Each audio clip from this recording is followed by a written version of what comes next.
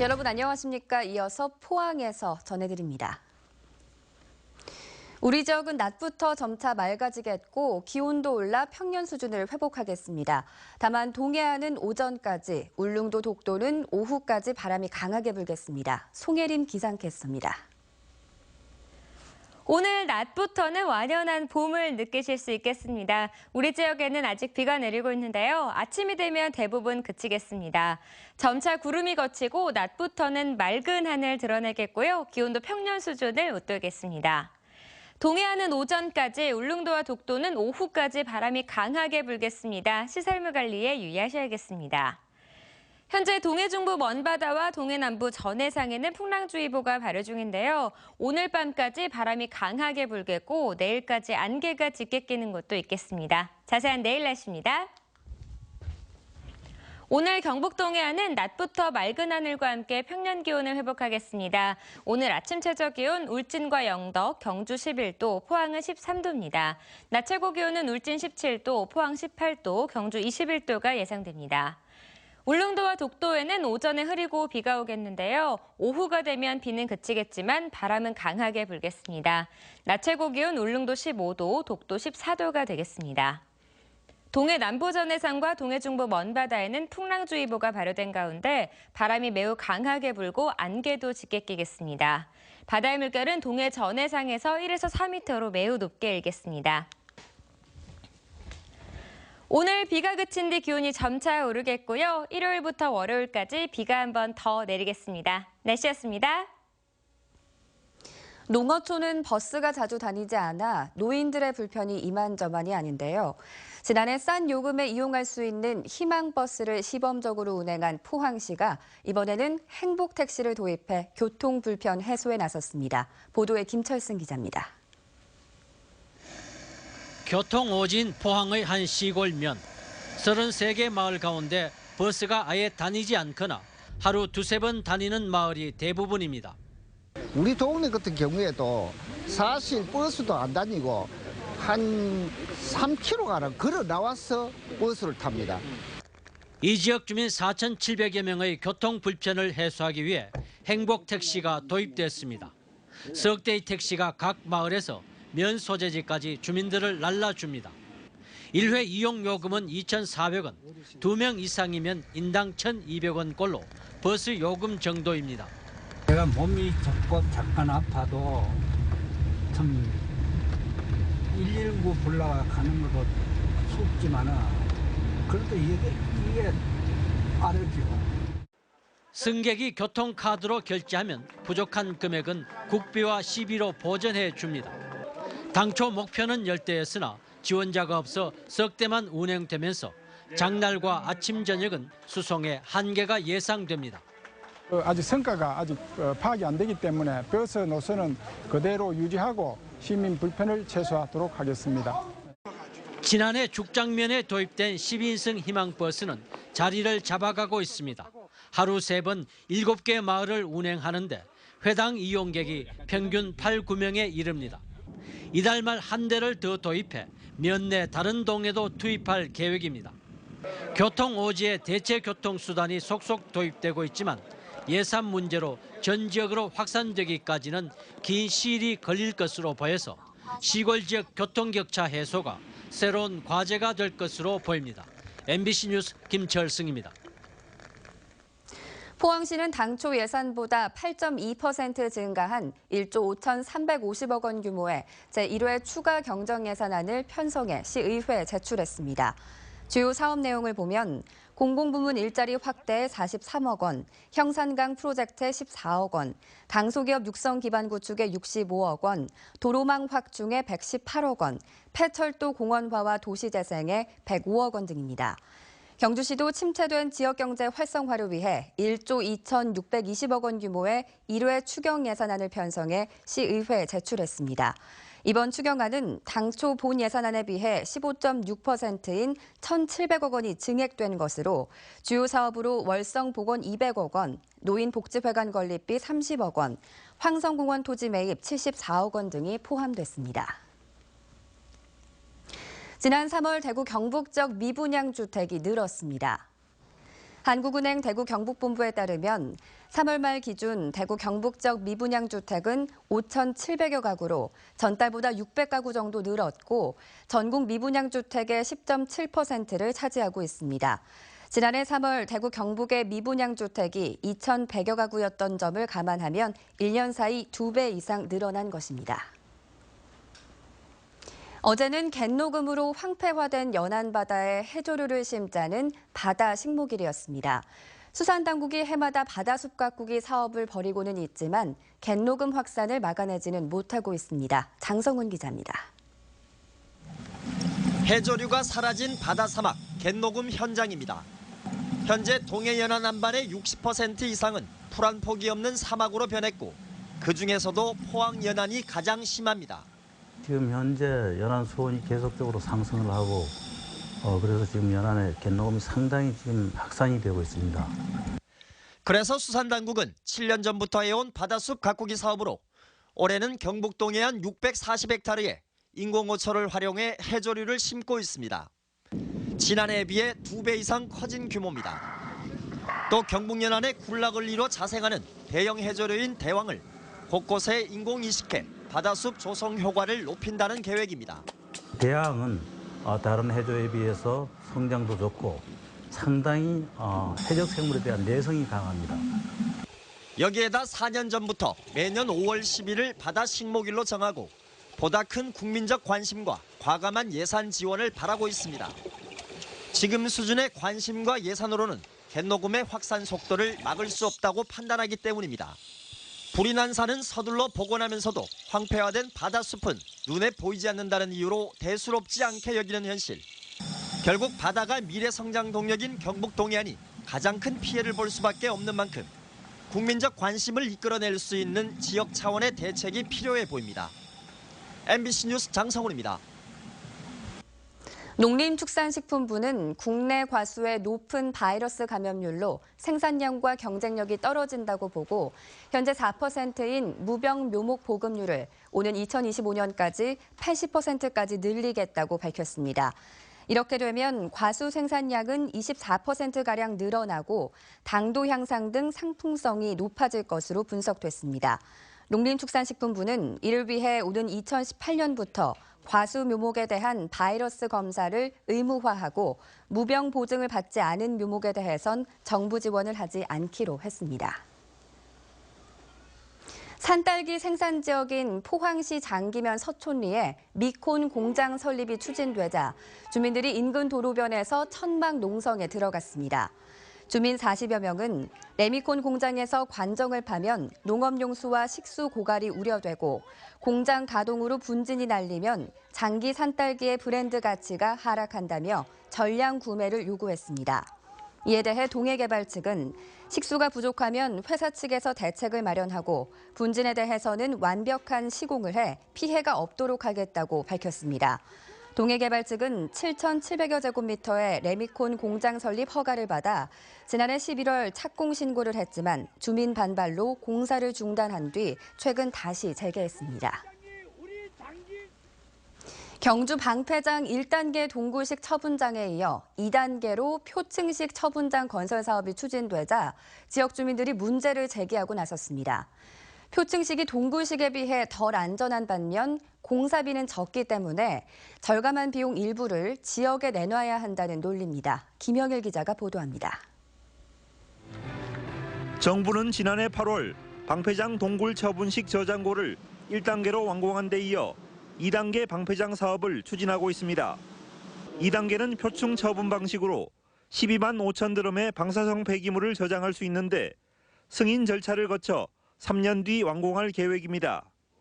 표층식은 외부로 노출돼 있어 상대적으로 동굴식보다 안전하지 않다는 지적이 줄곧 제기돼 왔습니다.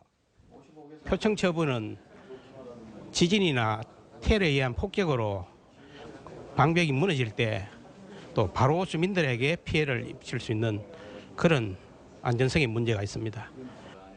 여기에다 2단계 사업과 관련해 추가 지원금 논란도 제기되고 있습니다. 표층식은 동굴식에 비해 3,400억 원의 공사 비용을 절감할 수 있습니다.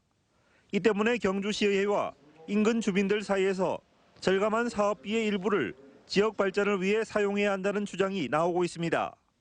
동굴 처분 방식에서 포청 처분 방식으로 사업을 변경할 경우 지역 발전을 위한 대안을 제시해야 합니다. 만약 그대로 사업을 시행할 경우 저희 의회에서나 인근 지역 주민들은 강력하게 반대를 할 것입니다. 이에 대해 한국원자력환경공단은 방패장 1, 2단계를 포함한 사업 전체와 관련해 이미 3천억 원을 지원했기 때문에 추가 지원은 불가능하다며 다만 앞으로도 주민들과의 협의는 성실히 진행하겠다고 밝혔습니다. 우리가 80만 드럼을 처분하는 조건으로 한 거지 단계별로 하는 개념이 아니지 않습니까? 그래서 그 문제이기 때문에 저희들이 특별히 지원할 수 있는 방법이 없고. 경주 중저준이 방패장은 목표 용량인 80만 드럼 가운데 지금까지 13%만 처분장이 조성된 상태여서 추가 지원금이 새로운 쟁점으로 부각되고 있습니다. MBC 뉴스 김향일입니다. 경주시 서면 복합행정타운 부실 시공 논란과 관련해 경주경찰서가 수사에 나섰습니다. 경찰은 경주시로부터 행정타운 신축 공사를 수주받은 시공업체가 공사비를 줄이기 위해 설계 도면과 다른 자재를 사용했는지 여부 등을 조사하고 있다고 밝혔습니다. 서면 복합행정타운의 주요 부대 시설인 목욕탕은 시설 결함으로 여러 차례 운영이 정지됐다가 지난달 운영이 무기한 중단됐습니다. 동북지방통계청에 따르면 올해 1, 4분기 대구 경북 지역 한우와 유구 사육수는 57만 9천 마리로 산지 송아지 값이 오르면서 지난해 같은 기간보다 2.8% 줄었습니다. 또 젖소 사육수는 3만 6천 마리로 우유 소비가 줄면서 지난해 같은 기간보다 8.4% 줄었습니다. 반면 돼지 사육수는 124만 2천 마리로 산지 가격이 높게 형성된 데다 봄, 여름 수요가 늘 것으로 예측되면서 지난해 같은 기간보다 1.1% 늘었습니다. 농촌 주민들의 행복 점수는 60.7점. 하지만 나이가 많을수록 점수는 낮아지고 부모 스스로 생활비를 해결하고 있다는 응답도 절반 가까이나 됐습니다. 농촌진흥청의 조사 결과를 김건엽 기자가 정리했습니다. 농촌 주민들의 행복 점수는 60.7점, 1년 전보다 2점 올랐습니다. 30대 이하가 65.5점으로 행복감이 가장 높았고 나이가 들수록 점수는 낮아졌습니다. 모든 자녀가 부모의 노후 생계를 돌봐야 한다고 생각하고 있지만 실제로는 부모 스스로 생활비를 해결하고 있다는 응답이 46.6%로 가장 높았습니다. 생활비가 못해 쓰고 하는 거죠. 이제 고생하는데 전부 또 내가 도움을 줘야 되지 받을 건 없고요. 자녀에 대한 부모의 책임에 대해서는 대학 교육비를 책임져야 한다는 응답이 75.7%, 결혼 준비 비용 책임에도 45%가 동의했고 필요하다면 자녀가 결혼한 이후에도 돌봐줄 책임이 있다는 응답도 30.9%로 나타났습니다.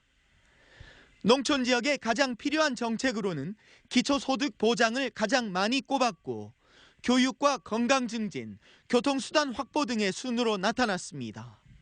약자니까 좀 그게 어려워요.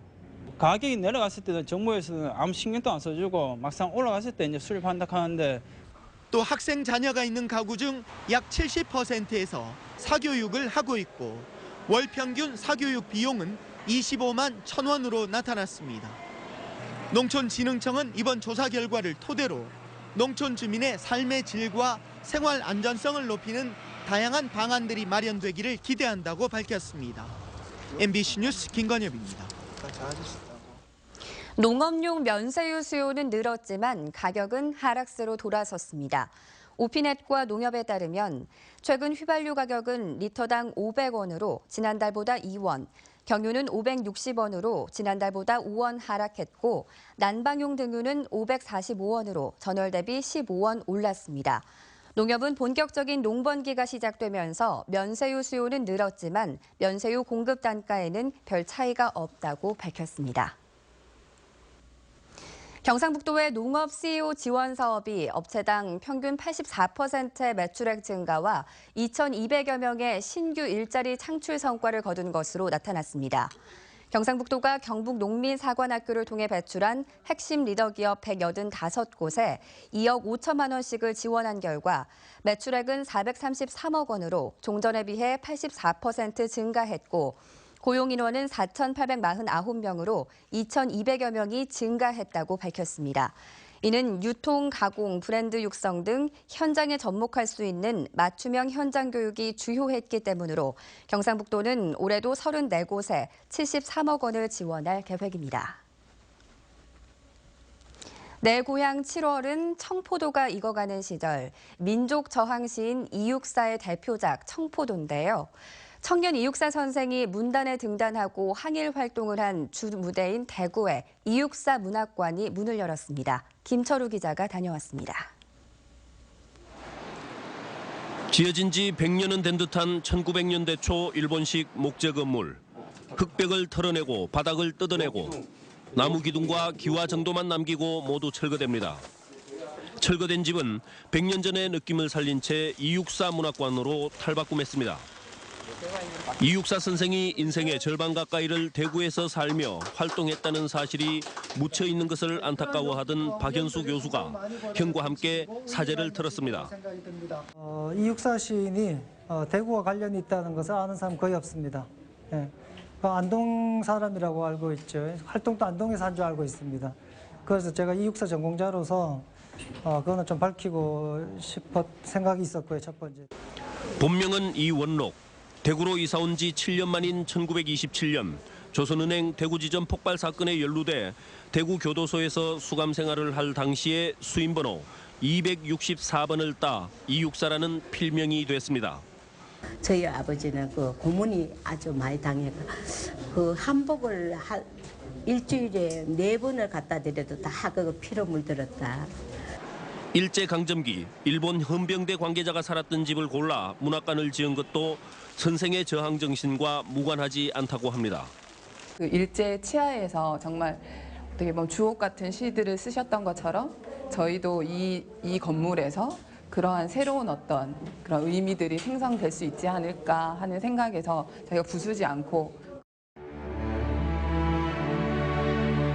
한국문학계의 거성들이 살았던 또 활동했던 공간 대구. 이들을 기억하고 보존하는 노력을 더 늦춰서는 안 된다는 목소리가 높습니다. MBC 뉴스 김철우입니다. 전문대 교육협의회는 현재 고등학교 2학년이 치르는 2018학년도 대입에서는 수시 모집 비율을 85.1%로 2017학년도보다 0.9%포인트 높여 모집하기로 했습니다. 전형별로는 학생부 위주 전형으로 전체 정원의 70.6%를 모집하고 면접 위주 10.2%, 수능 위주 6.9%, 실기 위주 3.2%를 선발합니다. 이에 앞서 4년제 대학도 2018학년도 대입에서 수시 모집 비중을 73.7%로 높여 선발하겠다고 발표하는 등 수시 비중이 확대되고 있습니다. 프로야구 삼성 라이온즈와 한화의 경기가 오늘 17일부터 19일까지 포항 야구장에서 3연전으로 열립니다. 모두 야간에 진행되는 이번 경기는 저녁 6시 30분에 시작되고 당일 입장권은 경기 시작 2시간 전부터 현장에서 판매합니다. 삼성 라이온즈는 올해 포항에서 6경기를 치르는데 7월 12일부터 14일까지는 롯데와 3연전을 펼칩니다.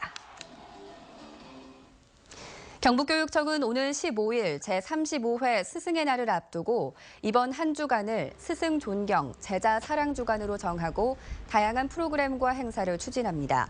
이 기간 동안 스승 존경 및 제자 사랑 사진전, 스승의 날 기념 UCC와 표어 공모, 교육 현장 체험 수기 공모 홍보 등을 진행하고 단위 학교에서는 자율적인 행사를 추진하도록 합니다. 또 오는 13일에는 스승의 날 기념식을 열고 정부 포상과 장관, 교육감 표창을 수여합니다. 영덕군이 행정자치부가 평가한 2015년 지방규제개혁 추진 실적에서 우수기관으로 선정돼 인센티브로 5천만 원을 받았습니다. 영덕군은 아산 요양병원의 단층 촬영장치 설치 기준을 완화하고 삼성 영덕연수원 건립에 따른 각종 인허가 행태를 개선했으며 관광사업 시설 투자비 지원 근거를 마련하는 등 자치법규 개정 노력이 좋은 평가를 받았습니다. 이번 평가는 전국 243개 지자체를 대상으로 불합리한 규제 정비 등 9개 시책, 20개 세부 지표를 중심으로 이루어졌습니다.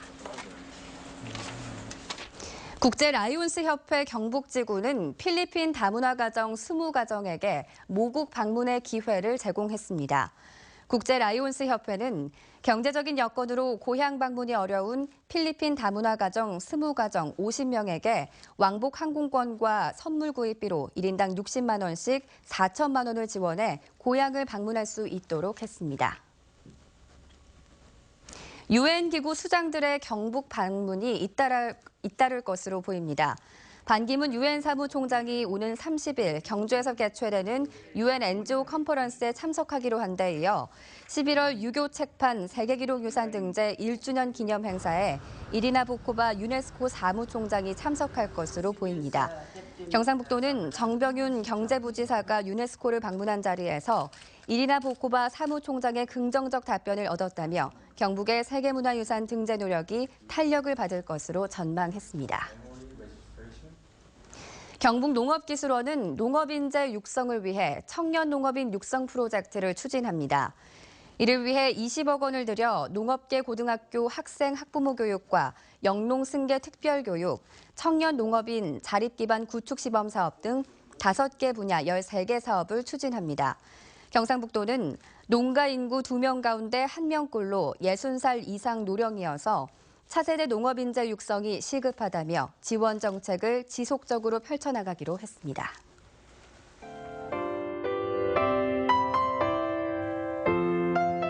오늘 낮부터는 완연한 봄을 느끼실 수 있겠습니다. 우리 지역에는 아직 비가 내리고 있는데요. 아침이 되면 대부분 그치겠습니다.